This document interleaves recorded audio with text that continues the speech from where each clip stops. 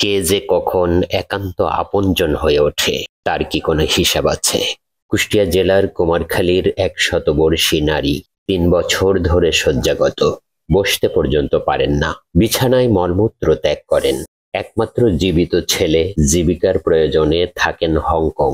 পুত্রবধূ তার সন্তানের লেখাপড়ার প্রয়োজনে থাকেন কুষ্টিয়া শহরে। তাহলে কে দেখবে এই শয্যাগত শতবর্ষী বৃদ্ধাকে? হ্যাঁ, এই প্রশ্নের বিস্ময়কর উত্তর মিলেছে কুমারখালীর কয়া গ্রামে, বৃদ্ধার প্রবাসী ছেলের শ্বশুর বাড়িতে। ছেলের শাশুড়ি নাজমা বেগম অর্থাৎ শয্যাগত বৃদ্ধার বিয়াইন আজীবন তার দেখাশোনার দায়িত্ব নিয়েছেন, যা সচরাচর কল্পনা করাও যায় না। চলুন ঘটনাটি স্বচক্ষে দেখে আসা যাক। আপনার নাম কি? ইনি কে হয় আপনার? বিয়ান হয়। বিয়ান বলতে আপনার মেয়ের শাশুড়ি। আপনার বিয়ান ইনি বিছানায় পড়ে আছে কতদিন? 3 বছর। 3 বছর ধরে কি আপনি দেখাশোনা করছেন তারে? না, আমার এখানে আছে 1 বছর। ও, আপনার এখানে 1 বছর আছে আপনার বাড়িতে? জি। কেন আপনার জামাইয়ের বাড়িতে নাই কেন? জামাই বিদেশ থাকে। কোন দেশে? হংকং। হংকং। জামাইয়ের বাড়ি কোথায়? কুমারখালী। কুমারখালী। আর এটা হচ্ছে কুমারখালীর একটা ইউনিয়ন, কয়া গ্রাম। এটা জামাইয়ের নাম কি? রহমত। হ্যাঁ, রহমতকে আমি চিনি, হংকং থাকে। আপনি আপনার মেয়ের শাশুড়ি, ওনার বয়স কেমন, কত হবে? 100 বছর হয়তো কম বেশি এরকম হবে। 100 বছরের কম বেশি এরকম হবে। তো উনি বেডে পড়ে আছে, বিছানায় আছে, ওনার পেশা পায়খানা সবকিছু উনি নিজের কাজ নিজে করতে পারে? না, কিছুই করতে পারে না, মানে বিছানাতেই শুয়ে থাকে। তো আপনি ওনাকে দেখাশোনা করছেন কয় বছর? 1 বছর। জামাই বিদেশে থাকে বলে জামার বাড়িতে এটা রাখা, আর কেউ নাই জামার বাড়িতে? না, লোকজন আছে, মেয়ে তো ওখানে থাকে না, মেয়ে থাকে কুষ্টিয়ায়। মেয়ে কুষ্টিয়া শহরে থাকে? কেন শহরে কেন থাকে?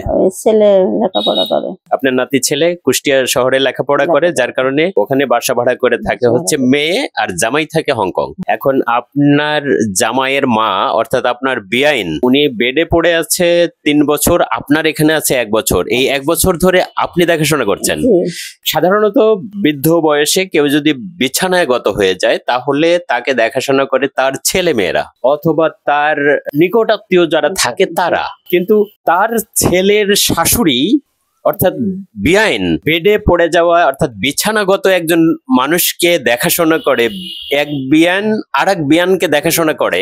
আমি তো এই প্রথম দেখলাম। তো আপনার কেমন লাগে এই কাজটা করতে? আমার ভালোই লাগে। ভালো কেন লাগে? এটা তো কষ্টের কাজ। তারপরে আপনার মায়ের পেটের বোনও না, চাচিও না, আপনার মামিও না, আপনার মাও না, বিয়ান অর্থাৎ মেয়ের শাশুড়ি যে বিছানায় মল ত্যাগ করে, বিছানায় পেশা পায়খানা করে। আপনার আসলে কি কি কাজ করতে হয় ওনার জন্য? খেসে দেয়া লাগে, খাবার দেয়া লাগে, পেশাব পায়খানা করানি লাগে, আমার সবকিছুই করালি, বিছনা খেতা সবকিছু, ধোয়া টোয়া সবকিছু। বসতে পারেন না, সে তো হাত দিয়ে খেতে পারারও কথা না, আপনাকেই খাওয়াই দিতে হয়। আপনি তো শহরে থাকেন, ছেলের পড়াশোনার জন্য শহরে থাকেন, যার কারণে আপনি তো আসলে নিজে আপনার শাশুড়িকে দেখাশোনা করতে পারেন না, আপনার মা এই দায়িত্বটা পালন করেন। আপনি আসেন কখন? বৃহস্পতিবার দুপুরে এসে শনিবারে চলে যান, তার মানে মাঝখানে একদিন থাকেন, শুক্রবার। আপনার ছেলে কোন ক্লাসে পড়াশোনা করে? আপনি কি কখনো দেখেছেন কোথাও বা শুনেছেন যে বিছানায় পড়ে থাকে, যার মলমূত্র সবকিছু বিছানায়, এরকমের একজন বিয়ানকে আর এক বিয়ান দেখাশোনা করে? আপনার কাছে এটা কেমন লাগে? ভালো লাগে। আপনার যে দায়িত্ব ছিল আপনি শহরে থাকার কারণে সেটা করতে পারছেন না, পুত্রবধূরাও এই কাজগুলো ঠিকঠাক মতো করে না, কিন্তু এক্ষেত্রে আপনার করার ইচ্ছা থাকলেও আপনি করতে পারছেন না, আপনার মায়ের উপরে দায়িত্ব ছিল, কিন্তু এটা তো আরো দূরের ব্যাপার হয়ে গেল। তারপরেও তো করছে উনি। বিষয়টা আমার কাছে একটু অবাক করার মতো লাগলো। আমাদের সমাজ ব্যবস্থাটা এরকম যে মা বাবা বিছানায় পড়ে আছে, ছেলেরা দেখাশোনা করছে না, এরকম প্রতিনিয়ত আমাদের কাছে খবর আসে। মানে মায়ের পেটের বোন বা ভাই তারাও বিরক্ত হয়ে অনেক সময় শয্যাগত একজন ভাই বা বোন বিছানায় পড়ে আছে, তাকে দেখাশোনা করে না। বছরের পর বছর ধরে এই কাজটা আমি কাউকে খুব একটা করতে দেখি না, শুনিও না, কিন্তু এই ক্ষেত্রে এক বিয়ান প্রায় শতবর্ষিনী, সেই মানুষটাকে তার বিয়ান অর্থাৎ আপনার মা বছরের পর বছর দেখছে। আপনি কি আসলে সবসময় এটাকে দেখতে চান যে উনি যতদিন বেঁচে থাকেন? আমরা এখানে সবকিছু করবো। চান যে উনি তাড়াতাড়ি মারা যাক? এটা চান না, এটা চাই না। ও দীর্ঘজীবী হোক, এটাই তো চান, হ্যাঁ। আমরাও এটাই চাই। কিন্তু আপনি কখনো বিরক্ত বোধ করেন না? না।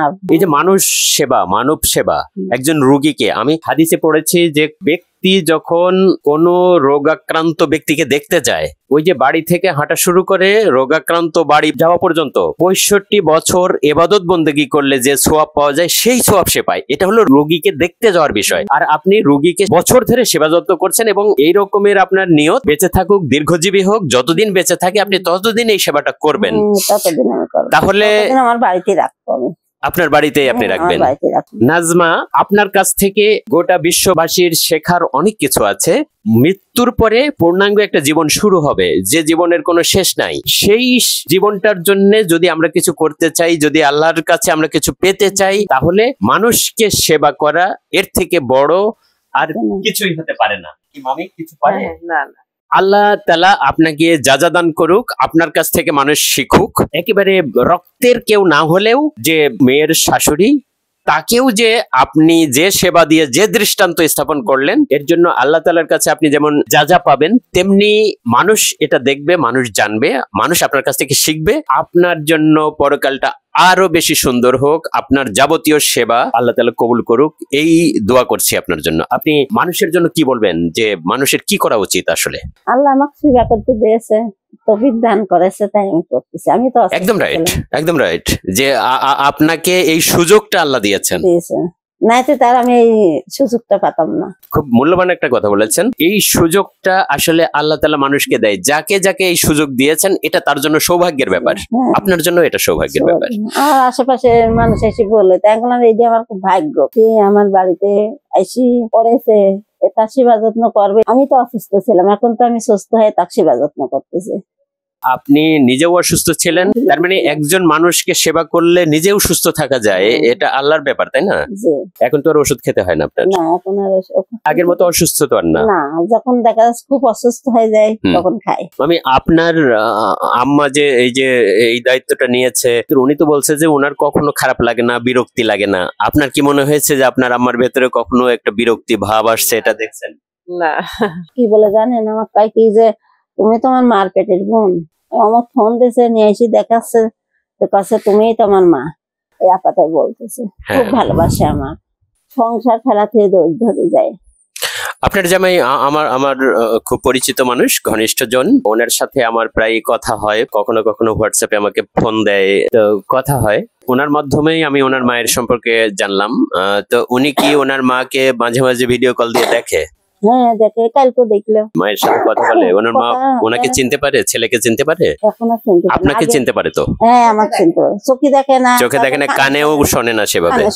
কখন ক্ষুধা লাগলো, কখন পেশাব পায়খানা করে ফেলে, এটা বুঝতে পারেন তো? কিভাবে বোঝেন? এখন পেশাব পায়খানার কথা বলতে পারে না তো। ও এমনিতেই হয়ে যায়, দেখা যায় হয়তো বিছনায় করে ফেলা দেয়, কিন্তু খাওয়ানো লাগে কখন, এটা বুঝতে পারেন? সকালবেলা খেতে দিই, আবার জিজ্ঞাসা করি, একদিন শোনে, একদিন শোনে না, কই খাবো না। উনি দীর্ঘজীবী হোক এবং আপনার ওনাকে সেবা করার সুযোগ হোক, আপনার সৌভাগ্য হোক। মানুষ এখান থেকে শিখুক অনেক কিছু। আমরা নিজেরাও আমাদের বাড়িতে আমাদের যাদেরই এরকমের মুরব্বী আছে, তাদের সেবা যত্ন করে মানুষ নিজেরা ধন্য হোক। শুভকামনা থাকলে আপনার জন্য, ভালো থাকবেন।